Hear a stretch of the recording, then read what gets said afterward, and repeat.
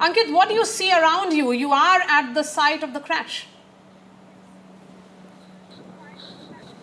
Maria, let me start by saying that this entire place, this is the hostel where the plane crash took place. I very quickly, before I tell you anything else, I want to show you that's the place of impact. That building that you see where, and Sudesh will try and close in, there is still fire that you can see, and those are the people from the fire brigade department, from the fire department, those who are still in fact trying to douse that fire. That's the building where the impact took place. On the two buildings that you are seeing on your screens at this moment, both these buildings are the ones where the impact took place. These are not very high buildings, and that gives you a sense, because this is right, after this building, just about 300 meters, 400 meters from here is the boundary wall of the airport. So that gives you a sense that the plane was not able to take off at all. I just want to keep Sudesh on that building itself. That's the building where the point of contact or the point of impact was.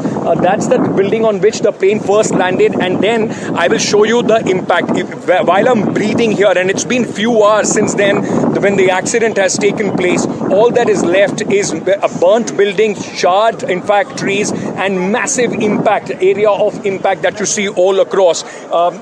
You remember the picture.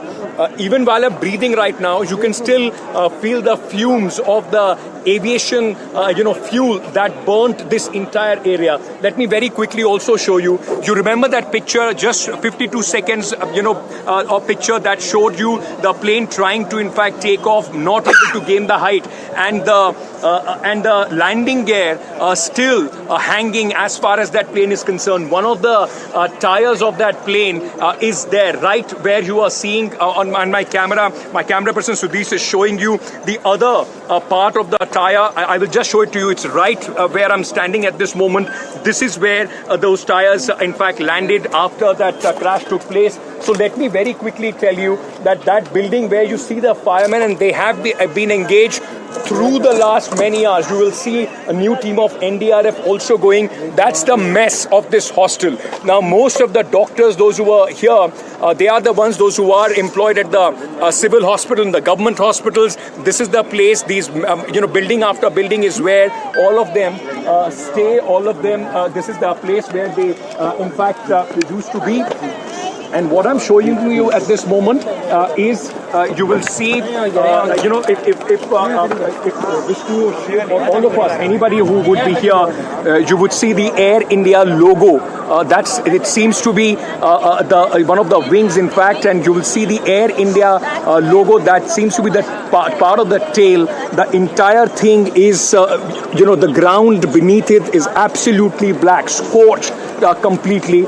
This is the mess where, in fact, the plane had, the doctors were having their lunch at that point of time, and the point of impact were these two buildings, and then the plane.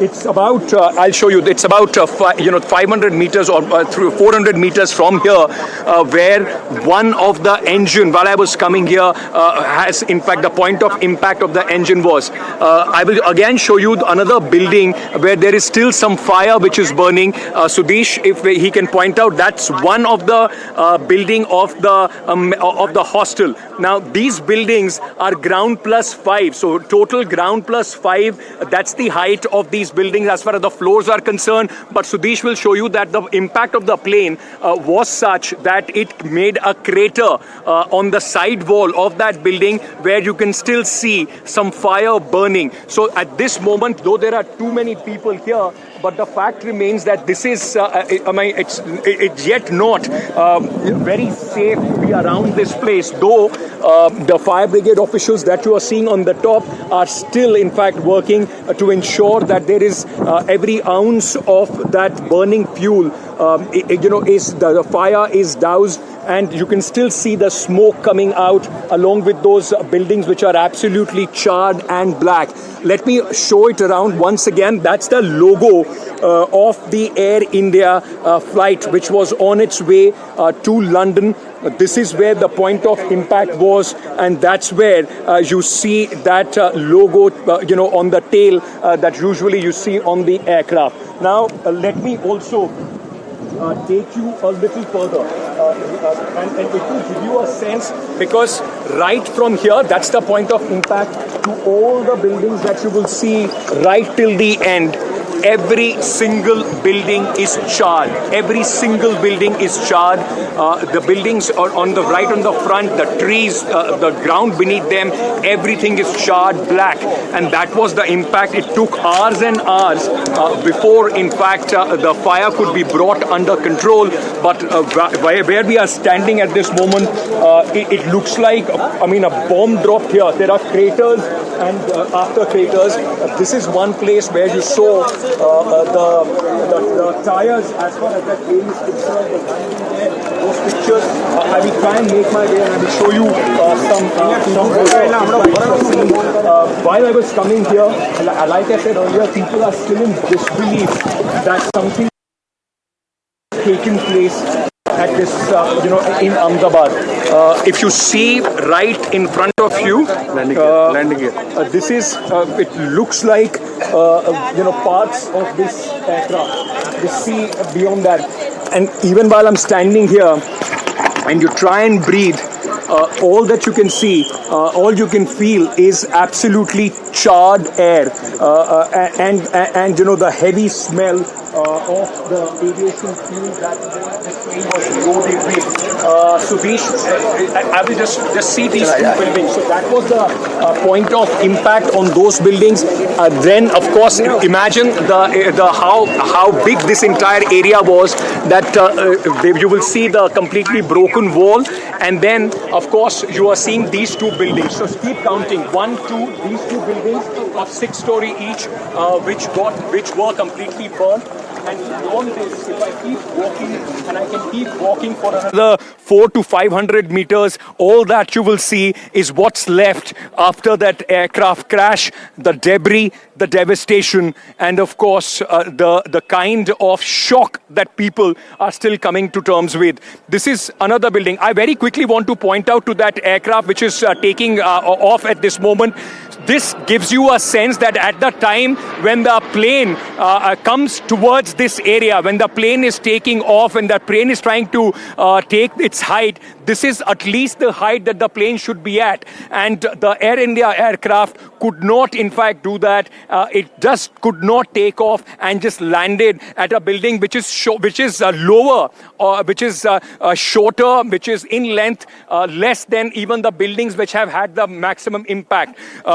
What happened after it landed on the mess, the plane and the debris flew all across. It was filled with fuel, and what that did is is something which is, I can't even describe this. I mean, these pictures are speaking for themselves. Look at this building, the front of this building completely devastated, as if a bomb had exploded here.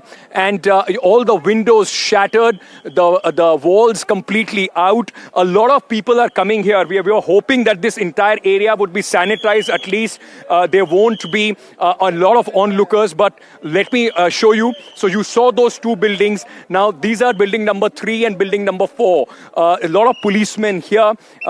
Everything beneath on the ground where I'm walking is absolutely charred black. Trees have been burnt. Everything which lied all across this place has completely been burnt. I want to show you very quickly one of the most important part, possibly of the investigation as well.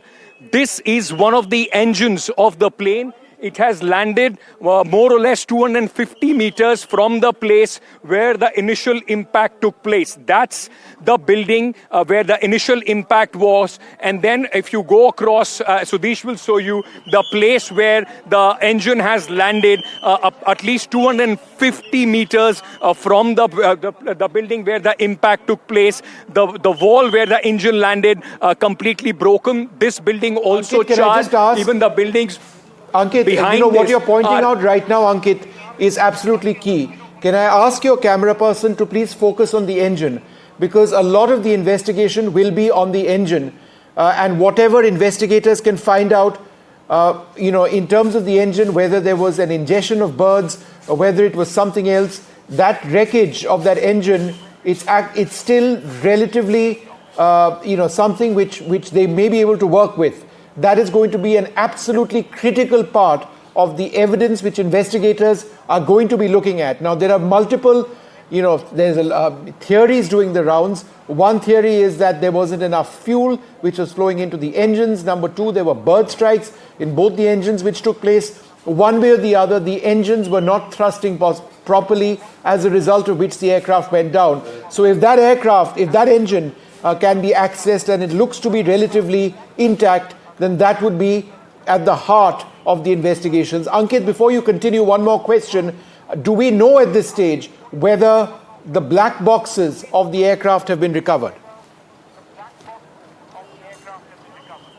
Vishnu, no confirmation on that, but what I was told earlier that there is a specialized team which is in fact looking only for the black box. Let me also tell you at this moment, Vishnu, that 186 bodies so far have been received at the hospital. Now, this is what the sources in the hospital are telling us. Now, put together, there were 242 crew members and passengers on board the plane. 5 people who have lost their life on the mess that I was showing you earlier, where the initial impact took place. That takes the entire number to 247, out of which 2 survivors. So 245 bodies entirely to be found. I want to show you once again, Vishnu, because you would understand this better. That's the minimum height, because this entire hostel, falls on the path of the takeoff, and this gives you a sense of how high it should have been, but how low it was that the impact took here. At this moment, when I am trying to breathe, it is a mix of devastation. It's a mix of death and fuel and so many charred areas that you are seeing at this moment.